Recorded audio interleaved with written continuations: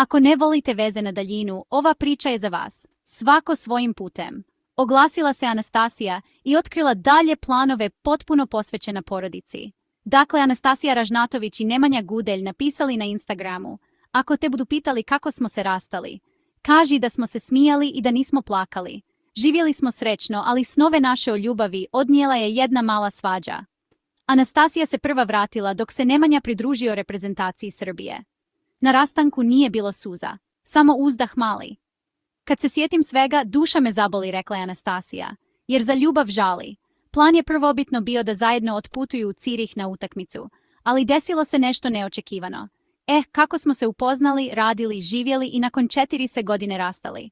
Anastasija podelila je sve sa svojim pratiocima na Instagramu. Ljubav pobeđuje kilometra. Ali nije tako ispalo. Udaljenost je učinila svoje. Ostanite sa nama za još zanimljivih vesti o vašim omiljenim poznatim ličnostima. I ne zaboravite da lajkujete.